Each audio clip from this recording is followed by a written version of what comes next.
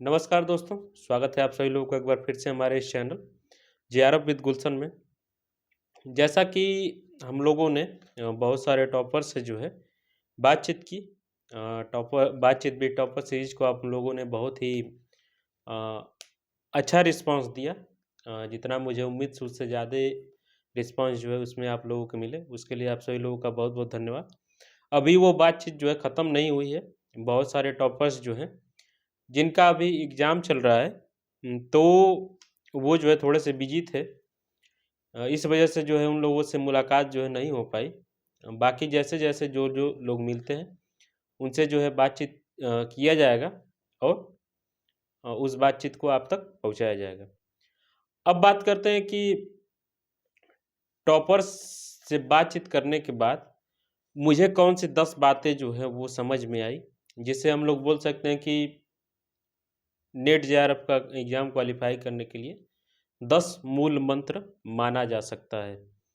और उन बातों को जो है आप अगर बस इस वीडियो को देख रहे हैं, तो कृपया एक पेन और पेपर लेके बैठें और जो-जो चीज़ें मैं बता रहा हूँ, मैं नहीं, बहुत सारे टॉपर्स का जो बात है, उसका जो निचोड़ मैं समझ पाया हूँ, वो आप लोगों तक पहुँचा रहा हूँ।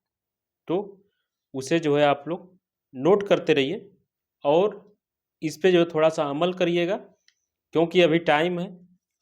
अगर अभी से आप लोग छोटी-छोटी बातों पे ध्यान देते रहेंगे, तो सारी चीज़ें जो है बहुत ही अच्छे तरीके से मैनेज हो जाएँगी, क्योंकि टाइम अभी बहुत है। ठीक है?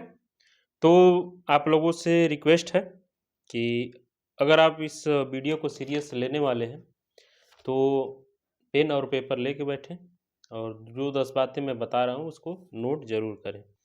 ओके? बातों के साथ-साथ जो है मैं जो है टॉपर्स का नाम भी लूँगा कि इनके द्वारा ये बात जो है बताई गई थी, जो मुझे पर्सनल जो है बेहतरीन लगी। तो जो सबसे पहली बात है, वो बात मैंने सीखी थी रुपेश जी से। रुपेश जो अभी एमए फर्स्ट सेमेस्टर के छात्र थे और अपने पहले ही अटेम्प्ट में उन्होंने जेआरएफ क्वालीफाई किया इतिहास से।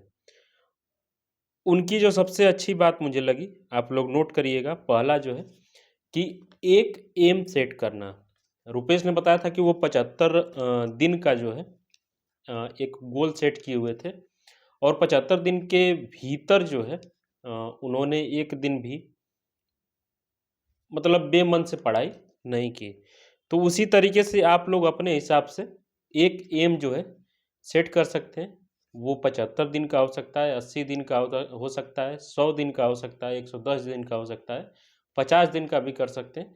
लेकिन थोड़ा अभी समय आपके पास बहुत है। अच्छे से चीज़ों को जाँचिए, परखिए, अपने आप को एनालिसिस करिए। उसके बाद जो है एक एम सेट करिए।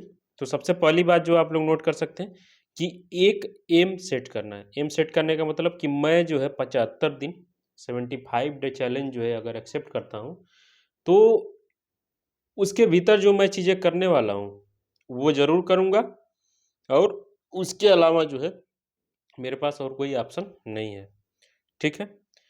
दूसरी बात जो बहुत सारे टॉपर्स लगभग सभी टॉपर्स ने बताई, उसे आप लोग नोट करिएगा कि अभी से जो है हालाँकि बहुत सारे लोगों के सेमेस्टर के एग्ज़ाम ख़त्म हो चुके हैं और बहुत सारे लोगों के सेमेस्टर एग्ज़ाम हो रहे हैं। 1 आध 2 दिन 3 दिन के अंदर में ख़त्म भी हो जाएँगे। नए सेमेस्टर में प्रवेश करेंगे और बहुत सारे ऐसे लोग होंगे जिनका जो है कॉलेज से कोई लेना-देना नहीं होगा। तो ये बात उनके लिए एप्लीकेबल है जो कॉलेज जाते हैं, पोस्ट ग्रेजुएशन फर्स्ट सेमेस्टर या सेकंड सेमेस्टर के छात्र हों, तो उनका उनके लिए जो सभी टॉपर्स की बात जो बताई जा रही थी कि कॉलेज प्लस नेट और जेआरएफ को दोनों को साथ में लेके चलना है।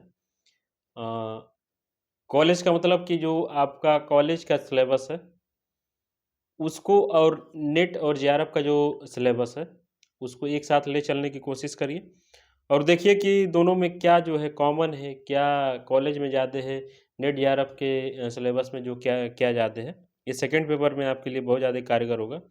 कॉलेज प्लस नेट जेआरएफ दूसरी बात। तीसरी बात जो है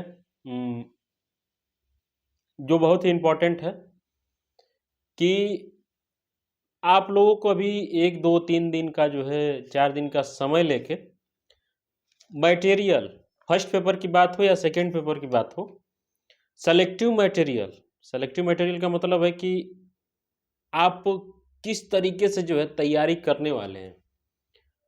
किस तरीके से तैयारी करने वाले मतलब कि मैं अगर बात करूं अपनी कि मैंने जब किसी चीज़ की तैयारी शुरू करता हूं, तो सबसे पहले जो है मटेरियल कलेक्ट करता हूं कि मैं जो है इस पेपर के लिए ये चीज़ें जो है पढ़ने वाला हूं, और इसके अलावा जो है मैं और कुछ नहीं पढ़ूंगा। तो इसके लिए थोड़ा-सा टाइम लगता है, 1 दिन, 2 दिन, 3 दिन, 4 दिन, 1 हफ्ते लग सकते हैं। तो पहले आप लोग इस पे काम करिए कि मैं जो है अपना आगे का जो 100 दिन का या 80 दिन का या 50 दिन का जो लक्ष्य है, उसमें मैं कौन-कौन से मटेरियल को जो है फॉलो करने वाला हूँ। तो सेलेक्टिव मटेरियल, मटेरियल सेलेक्ट करना है आप लोगों को। ती तीसरा ये इम्पोर्टेंट जो है सेलेक्टिव मटेरियल यूज़ करना है, और इस पे जो है अभी से आपको काम करना है। अभी से काम करने का मतलब अभी मैंने बताया कि चीज़ों को अच्छे से समझना है कि कौन सी बुक आपको समझ में आ रही है, कौन सी बुक नहीं समझ में आ रही है, कौन से टीचर अच्छे हैं, कौन से टीचर की बात जो है नहीं समझ में आ रही है। तो ये सारी चीज़ें जो है अभी आपको देखना है। ओके? चौथी बात जो है सभी टॉपर्स के द्वारा सजेस्ट किया गया था कि पेपर 1 और पेपर 2 को एक साथ लेके चलना है। एक साथ का मतलब है कि जो गलती मेरे साथ के बहुत सारे लोगों ने की, जिनका नेट क्वालीफाई हुआ है, जेआरएफ नहीं हो पाया है, या जिनका जेआरएफ और नेट दोनों नहीं हो पाया, तो उसमें जो है बहुत सारे लोगों ने फर्स्ट पेपर की तैयारी जो है नहीं की थी, और बहुत सारे लोगों ने सेकंड पेपर की तैयारी पे उतना ध्यान नहीं दिया था। तो ये गलती जो है मैक्सिमम लोग करते हैं, और इसे आप नोट कर लीजिए कि ये गलती मैं नहीं करूँगा कि पेपर 1 और पेपर 2 जो भी सब्जेक्ट हो आपका, पेपर 1 पे साथ-साथ ध्यान देना है। पेपर 1 का मतलब कि जो 1 घंटे ही पढ़िए, 45 मिनट भी पढ़िए, 1 घंटे 10 मिनट पढ़िए, लेकिन पेपर 1 और पेपर 2 दोनों पढ़िए। एक चीज़ अगर आप अभी से अगर आप अप्लाई करते हैं, हालाँकि अभी 3-4 महीने का समय जो है, तो उसके लिए अगर आप अभी से जो अप्लाई करते हैं कि 2/1 का एक फ़ॉर्मूला यूज़ कर सकते हैं कि जितना आप सेकंड पेपर पढ़ेंगे, उसका आधा जो है आप फर्स्ट पेपर पढ़ेंगे। जैसे कि 100 क्वेश्चन जो है आपके सेकंड पेपर से आने वाले जो आपके सब्जेक्ट हैं, लेकिन 50 क्वेश्चन जो है फर्स्ट पेपर से आने वाले, जो सबका कॉमन है। तो आप जो है मान लीजिए कि 4 घंटे पढ़ाई करते हैं सेकंड पेपर के लिए, तो आपको 2 घंटे पढ़ाई जो है फर्स्ट पेपर के लिए भी करना है।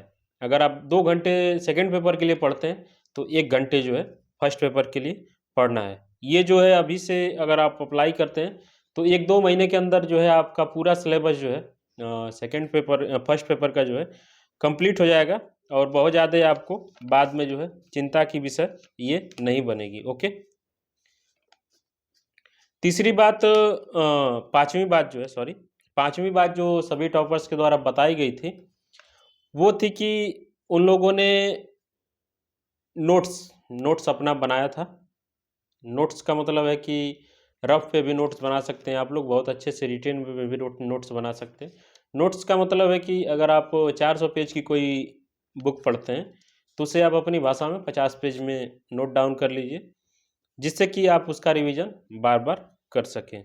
और नोट्स बनाना जो है बहुत ज़्यादा इम्पोर्टेंट है, ये 5वीं बात थी। इसी का एक हिस्सा है रिवीजन। अगर आप नोट्स बनाते हैं, तो 1 हफ्ते में रिवीजन कर सकते हैं। जैसे कि मैंने जो रिवीजन की टेक्निक जो अपनाता हूँ, कि जो दिन में पढ़ा, वो शाम को रिवीजन एक बार हो जाता है। जो 1 हफ्ते में पढ़ा, वो संडे को रिवीजन हो जाता है।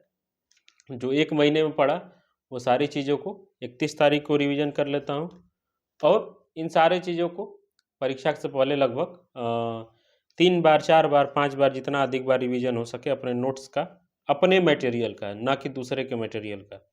अपना मटेरियल खुद चूज़ करिए, अपना नोट्स खुद बनाइए, और उसका रिवीजन जो है मल्टीपल टाइम करिए। ओके? छठवां जो बात है टॉपर्स के द्वारा जो बताया गया था कि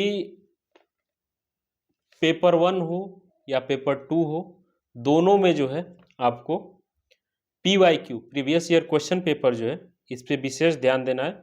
और विशेष ध्यान देने का मतलब है कि अगर पेपर 1 की बात करें तो कम से कम 2 एग्जाम पहले का, मतलब कि अगर आप जून की तैयारी कर रहे हैं तो दिसंबर 2023 और जून 2023 के फर्स्ट पेपर का सभी शिफ्ट में जितने एग्जाम हुए हैं सबको आप एक बार देखेंगे, सबको जो है सॉल्व करेंगे। इससे जो है आपका कोई ऐसा टॉपिक नहीं छूटेगा जो मतलब कि एग्जाम में न पूछा जाता हो। तो previous year question paper first paper के लिए कम से कम दिसंबर और जून पिछले साल का देखना है आप लोगों को, कम से कम। और सेकेंड पेपर की बात करें तो 2018 2018 के बाद जो है एग्ज़ाम में जो है जो परिवर्तन हुए हैं उसके हिसाब से अगर देखा जाए तो 2018 के बाद का जो प्रीवियस ईयर है अभी से आप लोग कलेक्ट कर लीजिए। प्रीवियस ईयर की कोई बुक देख लीजिए, अगर बुक नहीं मिलता है तो पेपर डाउनलोड करिए, आंसर की डाउनलोड करिए और उसके हिसाब से जो है उसे सॉल्व करिए। कम से कम सेकेंड पेपर के लिए 2018 के बाद का और फर्स्ट पेपर के लिए कम से कम 2 शिफ्ट पहले का, 2 एग्ज़ाम पहले का, मतलब कि जून 2023 और दिसंबर 2023 का जो एग्ज़ाम हुआ था उसके पेपर आपको सॉल्व करने हैं। साथ ही साथ इसी के साथ साथ जो है आप मॉक टेस्ट पे, अगर आप किसी संस्था के द्वारा संस्थान में नहीं जुड़े हुए हैं, कोई कोचिंग आपने नहीं ले रखी है, तो मॉक टेस्ट पे जो है थोड़ा ध्यान दिया जा सकता है। और अभी फ़िलहाल जो है मॉक टेस्ट पे उतना ध्यान नहीं देना है, लेकिन टॉपर्स के जो रिजल्ट आए हैं उसमें मॉक टेस्ट का बहुत बड़ा योगदान जो है देखने को मिला मुझे। तो अभी से जो है 2-4 संस्थानों के मॉक जो है फ्री में दीजिए आप, फ्री ऑफ कॉस्ट वाले मॉक। उसके बाद जो आपको बेहतर लगे उस संस्थान के मॉक टेस्ट आप लोग परचेज कर सकते हैं। सातवीं बात जो सभी टॉपर्स के द्वारा बताई गई, जिसमें से मनसीज जो थे उन्होंने 2 बार एग्ज़ाम दिया था, पिछली बार उनका नेट क्वालिफाई हुआ था। और लगभग रुपेश को छोड़ दिया जाए तो सभी लोग सेकेंड या थर्ड अटेम्प्ट वाले थे। तो उनके द्वारा जो बात बताई गई सातवीं, जो अब तक अगर आप हमारे साथ जुड़े हो तो आपको कम से कम 10 बार मैं बोल चुका हूँगा कि एग्ज़ाम को स्किप नहीं करना है। आप अगर किसी का रिज़ल्ट डाउनलोड करें, अपना रिज़ल्ट डाउनलोड करें, तो देखेंगे कि इस बार जो, अगर मैं हिस्ट्री की बात करूं तो लगभग 70,000 लोगों ने फॉर्म अप्लाई किया था। इसमें से 21,000 लोगों ने एग्ज़ाम छोड़ दिया था। एग्ज़ाम छोड़ने के पीछे का रीज़न ये हो सकता है कि अगर हमें कहीं कभी लगता है कि हमारी तैयारी जो है वो ठीक से नहीं हो रही है, ठीक से नहीं हो रही है मतलब कि फर्स्ट पेपर या सेकंड पेपर या कोई ऐसा पोर्शन जो है हमसे नहीं तैयार हो पा रहा है, तो हम क्या करते हैं कि तुरंत जो है सोचते हैं कि जून वाला नहीं देना हमको, दिसंबर वाला देना है। ये बात जो है मैं लिख के देता हूँ कि 100% में से 90% लोगों के मन में ये जो है एग्ज़ाम होने के पहले पहले तक ज़रूर 1 बार, 2 बार, 3 बार, 4 बार ज़रूर आएगी। और ये बात जो जिस पे हावी हो जाती है वो एग्ज़ाम छोड़ के नेक्स्ट का टारगेट बना लेता है, और वो टारगेट में भी उसके साथ ऐसा ही होता है। तो स्किप करने के बारे में आपको नहीं सोचना है। अगर आप एक अभी से आपके पास 3 से 4 महीने का समय है, तो टारगेट जो है फिक्स करिए कि हमें जो है जून के एग्ज़ाम को ही क्रैक करना है और हमें दिसंबर वाला एग्ज़ाम जो है किसी हाल में नहीं देना है। ओके? तो 7वां पॉइंट जो आप नोट करेंगे कि डोंट स्किप, एग्ज़ाम नहीं छोड़ना है। 8वां है कि साइकोलॉजिकल बात है ये थोड़ा-सा, साइकोलॉजिकल मतलब कि पेशेंस और मोटिवेशन। हो सकता है कि आप previous year question paper download करें और उसे सॉल्व करें, तो हो सकता है कि आपको 100 क्वेश्चन में से केवल 20 क्वेश्चन आए, 10 क्वेश्चन आए, 15 क्वेश्चन आए, तो आप बहुत ज़्यादा अपने आप को डिमोटिवेट फील करेंगे या आप अपना पेशेंस खो सकते हैं। तो इस बात पे थोड़ा-सा ध्यान देना है कि मैं अगर आप वहाँ हमारा एग्ज़ाम्पल ले सकते हैं कि जब मैंने पहला अपना मॉक दिया था, तो उसमें केवल मेरे 35 क्वेश्चन सही हुए थे, यानी कि लगभग 70 नंबर आए थे बस। और 1 महीने या डेढ़ महीने 45 दिन के बाद जब मैं एग्ज़ाम दिया था, तो उसमें मेरे 99 पॉइंट 83 परसेंटाइल नंबर आए थे। मतलब कि मैं टॉप 1% के भीतर यानी कि टॉप 0.5% में शामिल हुआ था। तो डिमोटिवेट फ़ील नहीं करना है, थोड़ा-सा पेशेंस रखना है। बस अपनी जो टारगेट जो आप फिक्स कर रहे हैं, उस पे जो है थोड़ा-सा वर्क करने की आवश्यकता है। 9वाँ बात 9th पॉइंट जो है, जो मेरे तरफ से आप लोगों के लिए है कि आपको बस ये सोचना है ये इस एग्ज़ाम में नहीं, किसी भी कॉम्पिटिशन के एग्ज़ाम में, मैं भी जो एग्ज़ाम देता हूँ या जो एग्ज़ाम देने वाला हूँ, उसमें मैं जब एग्ज़ाम देने जाता हूँ तो कई बार होता है कि मुझसे जो है बहुत सारे एक्सपीरियंस, बहुत सारी एज, बहुत ज़्यादा एज के लोग आते हैं। बहुत ज़्यादा ऐसे लोग आते हैं, जैसे कि अगर मैं नेट के एग्ज़ाम की बात करूँ तो मेरे एग्ज़ाम के समय मेरे जस्ट बगल में एक ऐसे व्यक्ति बैठे थे जिन्होंने 9 बार जो है नेट क्वालीफ़ाई किया था। और उनकी बातें सुन के मुझे ऐसा लग रहा था कि जब इतनी सारी किताबें और इतना सारा एक्सपीरियंस के बाद इनका जो है जेआरएफ नहीं हो पा रहा है, तो मैं तो अभी मेरा यह पहला अटेम्प्ट है, तो मेरा क्या ही होगा? तो उस सिचुएशन में डीमोटिवेट होने से बचने के लिए मैंने जो सोचा था कि नहीं यार, ऐसा है कि आई एम द बेस्ट, मुझसे बेहतर जो है इस एग्ज़ाम में कोई नहीं है। अगर मुझे कोई को क्वेश्चन नहीं आ रहा है, तो वो किसी को नहीं आ रहा होगा। अगर मैं जो इस क्वेश्चन को सही कर रहा हूँ, तो हो सकता है कि बहुत सारे लोग जो है इसे नहीं सही कर पाएँ या बहुत सारे लोग इसका आंसर ना दे पाएँ। तो एक बात जो अपने आप के अंदर अपने आप को मोटिवेट करने के लिए आप सोच सकते हैं कि आई एम द बेस्ट, मुझसे बेहतर जो है इस एग्ज़ाम में फॉर्म अप्लाई करने वाला और कोई बंदा नहीं है। मैं इस एग्ज़ाम में अप्लाई अगर कर रहा हूँ, तो मैं ही जो है सबसे बेहतर इस एग्ज़ाम में हूँ, सबसे बेहतरीन हूँ और मैं जो है सबसे बेस्ट हूँ।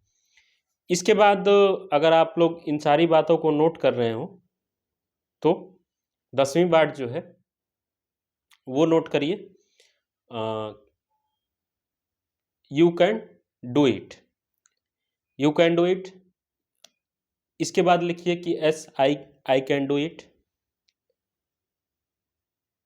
उसके बाद नीचे लिखिएगा कि देन डोंट मेक एक्सक्यूज। ये बात जो है मैं अपने हर एग्ज़ाम के पहले जो है लिखता हूँ। कई सारे एग्ज़ाम में मैं सफल होता हूँ, कई सारे एग्ज़ाम में जो मैं असफल होता हूँ। लेकिन ये लाइन जो है सुन के मुझे बहुत ही बेहतर लगता है। जैसे कि अगर मैं आप लोगों को दिखाऊँ, तो यहाँ जो आप लोग देख सकते हैं कि मैंने ऐसा लिख रखा है। हालाँकि मेरा भी टारगेट अभी पूरी तरीके से अचीव नहीं हुआ है, इसलिए जो मैं जिस एग्ज़ाम की तैयारी मैं कर रहा हूँ, उसके लिए मैंने लिख रखा है कि यू कैन डू इट। मतलब कि कोई मुझसे कह रहा है कि हाँ, मैं अपने आप से कह रहा हूँ कि यू कैन डू इट। फिर मैं खुद अपने आप को एकदम मोटिवेट फ़ील करके बोल रहा हूँ कि yes, I can do it. मैं जो इसे ज़रूर कर सकता हूँ। ठीक? इसके बाद फिर मैं अपने आप से बोल रहा हूँ कि ठीक है, कर सकते हो तो देन डोंट मेक एक्सक्यूज़। तब आज के बाद कभी कोई बहाना मत बनाना। ओके? ये 10 बातें जो है आपको बताई। मुझे उम्मीद है कि आपको बहुत सारी बातें जो इसमें से सही लगी हो, बहुत सारे बात जो है आपको गलत लगा हो। लेकिन मेरी तरफ से ऐसा है कि सारी बातें जो है काम की थी और इसे आप नेट जेआरएफ या किसी भी एग्ज़ाम में सफल होने के लिए 10 मूल मंत्र के रूप में देख सकते हैं। और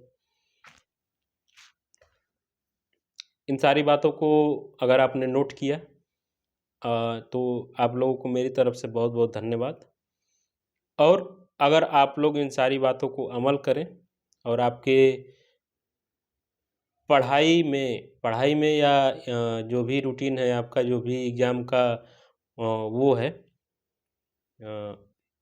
टारगेट है, उसमें अगर 1% का भी इजाफा अगर देखने को मिलता है तो मैं समझूंगा कि ये सारी बातें जो है अगर मुझ पे अप्लाई हो रही हैं तो बहुत सारे लोगों पे अप्लाई हो सकती हैं। ठीक है, मिलते हैं किसी और वीडियो में। और आगे की जो वीडियो सीरीज हम लोग शुरू करने वाले हैं उसमें जो है जो न्यू कमर्स हैं, जो इस एग्ज़ाम के फील्ड में नए नए आने वाले हैं, उनके लिए जो मैं बहुत सारे पेपर्स का जो है बुक लिस्ट जो है वो शेयर करने वाला हूँ कि कौन कौन सी किताब से जो वो तैयारी जो है कर सकते हैं। तो इस वीडियो को अंत तक देखने के लिए आप सभी लोगों का बहुत बहुत धन्यवाद। मिलते हैं अपने अगले वीडियो में, जो बुक लिस्ट और बहुत सारे वीडियो जो है आने वाले हैं, जिसमें कि टॉपर स्टॉक अभी बहुत सारे सब्जेक्ट के बचे हुए हैं जिनके लोग अभी एग्ज़ाम में इंगेज थे तो नहीं हो पाया। धीरे धीरे सारी वीडियो जो है वो आपको मिलती रहेगी। ठीक है, और मिलते हैं किसी और वीडियो में। तब तक के लिए आप लोग अपना ख्याल रखिए, तैयारी जो है जारी रखिए और इसमें जो बातें बताई गई उसको थोड़ा सा अमल करिए। अगर आपको इसके अलावा कोई भी प्रॉब्लम होती है तो आप हमारे हेल्पलाइन नंबर पे कभी भी कॉल और कभी भी मैसेज जो है कर सकते हैं। अगर मैं फ्री रहा तो उसका रिप्लाई जो है ज़रूर दूंगा। Okay, thank you so much. Channel को सब्सक्राइब कर दीजिए और इसको अपने दोस्तों तक शेयर कर दीजिए। ओके, मिलते हैं किसी और वीडियो में।